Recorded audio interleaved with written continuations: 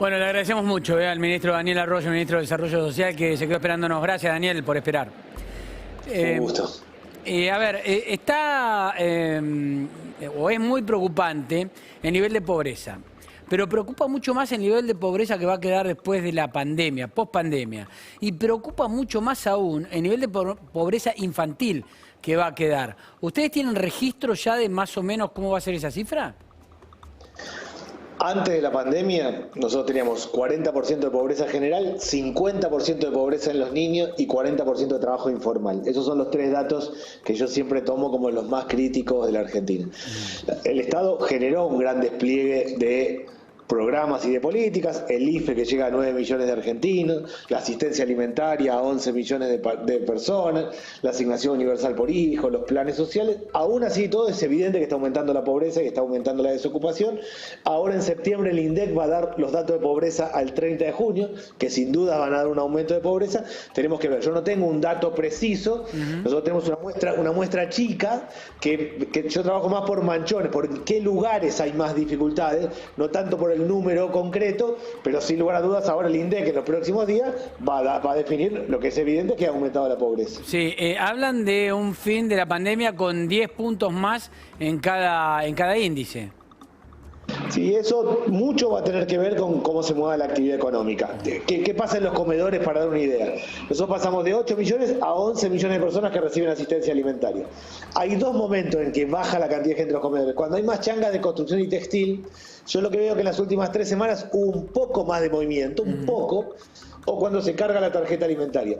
¿Cuánto se mueva la actividad económica? ¿Cuánto más de changas haya en construcción, en textil, en la economía del cuidado, que son las personas que cuidan personas, en el reciclado y en la producción de alimentos? En eso va a definir los niveles de pobreza. Nosotros pusimos en marcha un plan que se llama Potenciar Trabajo, que apostamos a generar 300.000 puestos de trabajo en los próximos meses en esos 5 sectores productivos. Lo que es indudable es que hay una caída importante de la economía y un aumento de la pobreza. Ahora, hay una combinación fatal ahí, es que también hay un estado post-pandemia. Hay un estado en crisis y en crisis de recursos. ¿Cómo van a hacer para optimizar menos recursos post-pandemia para asistir a más pobres post-pandemia? Sí, claramente yo siempre pienso que la diferencia entre palabra y hecho es el presupuesto. Si uno quiere ver para dónde va un gobierno, no lo escuche, sino vea el presupuesto. ¿Qué ha pasado acá? Yo ejecuté al 31 de julio el 140% del presupuesto anual. ¿Tiene un presupuesto para todo el año? Al 31 de julio el 140% de ese presupuesto es una decisión del presidente Alberto Fernández y marca el nivel de deterioro. La asistencia alimentaria, para dar una idea, en 7 meses fueron 70.000 millones de pesos. Todo el año pasado fueron 28.000. En 7 meses fueron 70.000, de los cuales 52.000 es la tarjeta alimentaria. Hay evidentes restricciones fiscales, problemas presupuestarios, pero la decisión del presidente de empezar por los últimos se ha visto en realidad transformada en presupuesto. Eso es objetivo y hoy venimos llevándolo así. Hay dificultades, pero objetivamente hemos tenido un nivel de ejecución muy alto. Y ministro, usted sabe que se ha suscitado el tema de, como un problema, el tema de las tomas en la provincia de Buenos Aires y en diferentes puntos del país. Esto responde claramente a pobreza y en muchos casos también, dicho incluso por el ministro de Seguridad de la provincia, accionares de mafias y de un sistema criminal organizado. ¿Ustedes tienen detectado si responde básicamente a la pobreza o no? Hay situaciones diversas. Yo he estado en muchas tomas, conversado mucho, permanentemente estoy en contacto.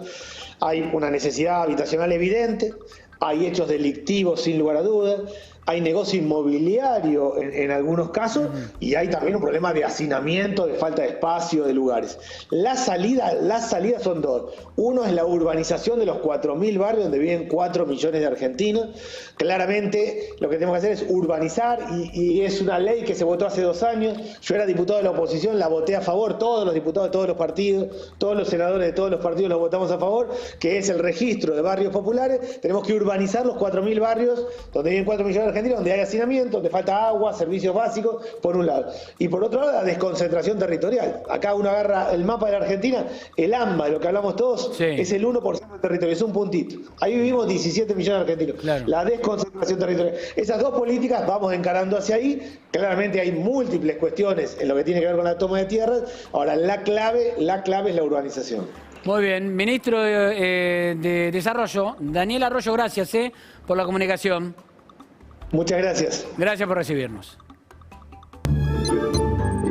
Me acaba de decir el presidente de la Cámara que estoy ausente mientras conversa conmigo. Y cuando le pido